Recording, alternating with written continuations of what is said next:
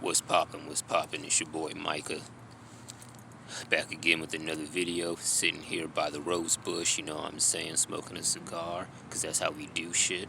The rose is the supreme symbol of love, not because it deals directly with love, but because the vibrations of it are so supreme, it elevates whatever other ritual work you're doing, making it stronger, removing obstacles so it can manifest better, harder, faster, you know what I'm saying? That's a secret for you guys. How y'all doing? Freaking, I want to discuss something that's kind of been irking me a little bit. It might ruffle some feathers, but that's cool. Doesn't really matter to me. This here is based on truth. It's based on principles that transcend religion, period. And that principle is murder. Now, for you necromancers, for you legit practitioners, we fuck with death. Whether you fuck with the death current directly or indirectly, through, black magic or whatever the fuck it is that you do. Your loved ones, whether it's family, friends, those in your inner circle, your girlfriend, your boyfriend, or whatever, they're gonna eventually perceive you in an unfavorable light, so to speak, when you really start talking about this shit. And I don't mean like thinking like, you're evil or whatever. What I mean is they're going to try to justify, especially in the case of Christians that are in your inner circle that, you fuck with, you have bonds with, etc., despite your path.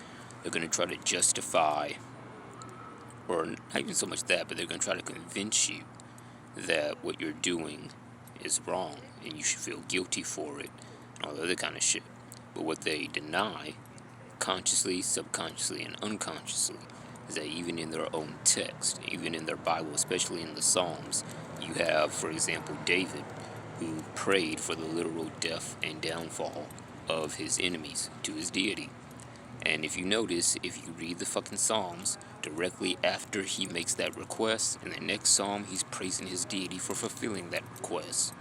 So, what this should tell you is not so much that, it's okay for one group of people to do it, but it's wrong for everybody else to do it.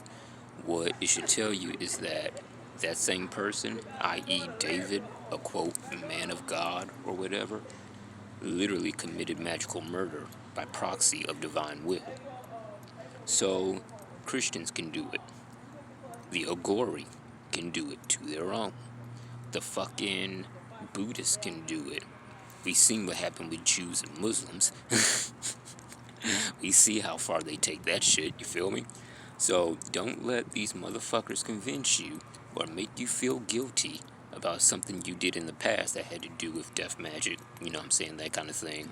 Trying to convince you that, somehow you're wrong or you're evil for doing it. There is no duality with this shit. Because, let's keep it real. If, let's say you fucking death hex a pastor or some shit, right? Fucking most Christians, they will take that as an offense because it's one of their own. In their eyes, it's a man of God despite whatever bullshit went down, you know what I'm saying, all the other kind of shit. And they're going to take offense to that. Now, if you were using your powers to hunt pedophiles and shit and rapists and taking them out with death magic, you would be considered a hero. You see the duality here? You see the bias and the subconscious bullshit that really twists views and distorts the true reality of what's going on? They'll try to convince you that the principles of death, i.e. death comes for everybody, one way or another, regardless of race, gender, fucking financial status, etc. They'll try to convince you that that is an excuse you'll use to make yourself feel better. When in reality, not only is that disrespectful as fuck to say that, but it's not an excuse at all. There is no feeling better about this shit we do. There is no feeling worse about the shit we do. We are neutral. We move as death moves. Death is neutral. Death does not favor one group of people or one person over the next. It is the equalizer. As fucking Somnus Dreadwood described it, death is the great equalizer, at least in this plane of existence. Now, fucking, on that note, you have to be, especially for you new necromancers, you new black magicians, etc., you have to be ready and accept ahead of time that you're going to be kind of reviled for this shit that you do. You're going to be looked down upon in a way.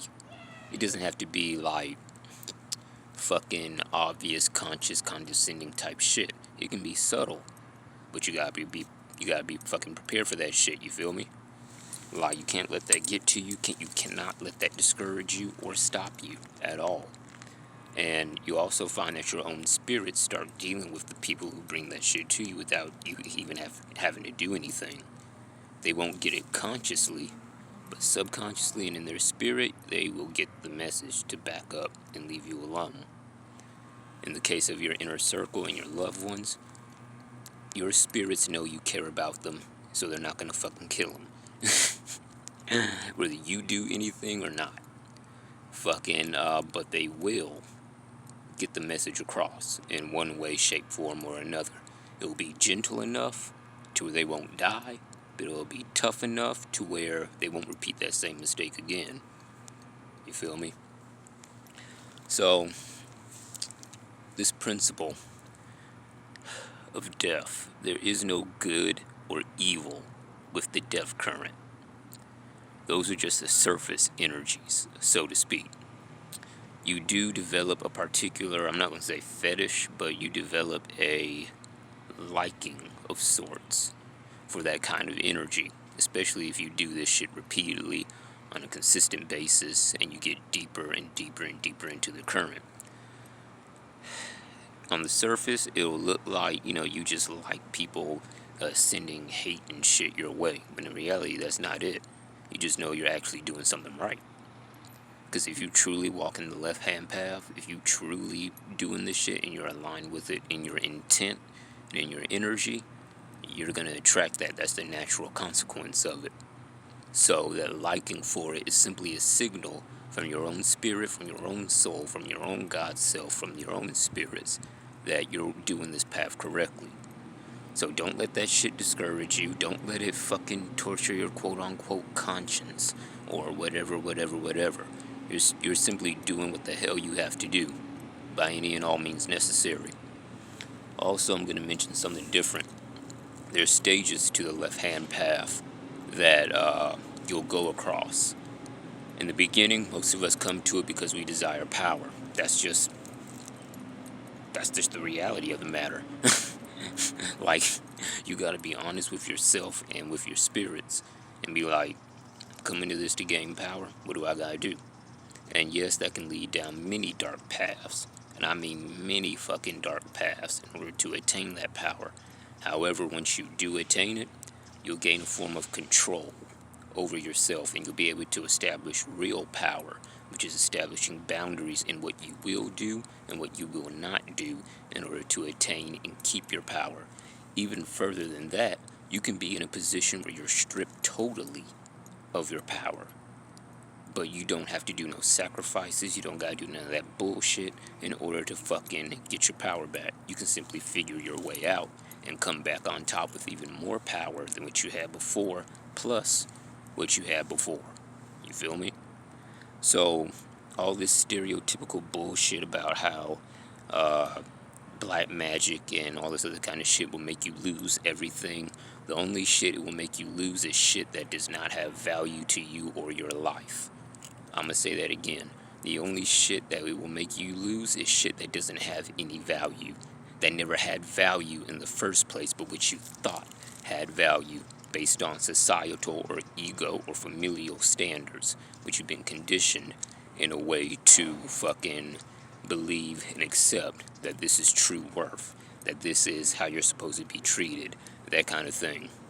You can lose connections with family, you can lose connections with friends, etc., but you will also gain much more than you lose.